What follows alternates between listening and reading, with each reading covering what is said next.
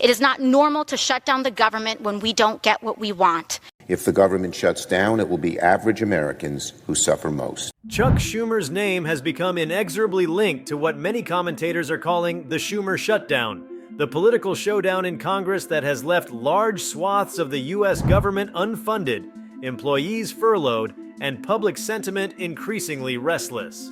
Across television segments and cable news roundtables, his face looms as both an architect and a target in a larger struggle over healthcare subsidies, budget priorities, and whether compromise in Washington is still possible. What's happening with Schumer's shutdown is more than a simple budget impasse. It's a clash of strategy, optics, power, and values, and its consequences are being felt by millions. Before we start, hit the like and subscribe buttons for more exclusive news. The shutdown officially began at 12:01 a.m. EDT on October 1st, 2025, following the expiration of a continuing resolution meant to fund government operations into the new fiscal year. Because Congress failed to reach agreement on 12 regular appropriations bills and negotiations around an emergency patch faltered, the federal government was placed in limbo. In practice, this means that roughly 900,000 federal employees were furloughed, while another 700,000 continue to work but without immediate pay. Some essential services, like Medicare, Medicaid, military operations, and parts of the Transportation Security Administration, remain operational, though under strain and with limited capacity. Meanwhile, a host of other federal programs, scientific research, economic data reporting, grant programs, some regulatory functions have been paused or greatly scaled back. To call this a stalemate is accurate but insufficient. The deeper story lies in how Schumer has maneuvered through this breakdown, how Republicans have responded, and how various factions, progressives, moderates, and outside interest groups are trying to exert influence. Schumer has insisted that Democrats will not simply vote to reopen the government unless their core demands, most centrally an extension of Affordable Care Act, ACA premium tax credits, are met. Republicans, especially in the House under Speaker Mike Johnson, counter that the government must be reopened first, and that policy disagreements should come later. From Schumer's perspective, this is more than brinksmanship. He's trying to reshape the narrative. The crisis isn't a shutdown engineered by Democrats, but rather one forced by uncompromising Republicans refusing to negotiate meaningfully. In speeches and press appearances, he has drawn attention to the human toll. Families missing paychecks, federal employees forced into debt or uncertainty, contractors unable to collect, services delayed or canceled. He frames the showdown as a fight over whether access to healthcare will be preserved or pared back, whether vulnerable communities will be protected or further exposed. That framing appeals directly to public sentiment and seeks to shift blame onto Republicans who refuse to concede on the subsidy issue.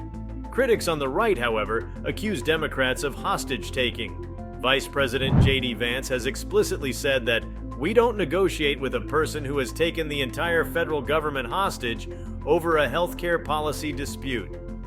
The Republican playbook is to cast Schumer as obstructionist, irresponsible, unwilling to reopen the government without making ideological demands.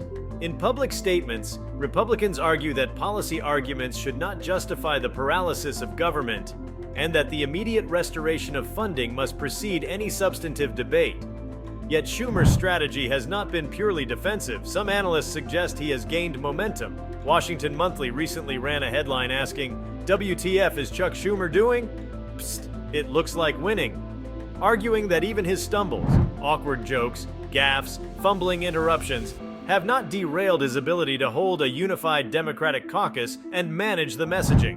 Behind that is a recognition that this is not just a policy fight, but a political one. Schumer is betting that the longer the shutdown drags on, the more Americans will grow frustrated, not just at federal dysfunction, but at Republicans who initiated this impasse without a clear fallback. He believes pressure will build for compromise. That said, it's not smooth terrain. Schumer's repeated promise that an Obamacare deal could come together in a matter of a day or two has drawn skepticism, even among his allies. Multiple news outlets and insiders warn that many House Republicans vehemently oppose extending ACA subsidies and see this as a non-starter. Schumer has also reportedly had zero contact with the Trump administration since a prior Big Four meeting, indicating that he may have ceded direct negotiation and chosen to build political leverage instead. Meanwhile, Senate Majority Leader John Thune has adopted a contrasting strategy. He has refused to tie reopening the government to policy concessions and is essentially waiting for Democrats to relent. Thune's tactic, closing the door to policy bargaining until after the government is revived, forces Democrats to make a choice: either reopen now and lose leverage or stay put and risk accumulating blame. But so far, Congress has failed multiple times to pass even the clean continuing resolution bills offered by Republicans. One of the most dramatic developments has been the administration's unprecedented move to lay off more than 4,000 federal workers mid-shutdown. These are no longer mere furloughs.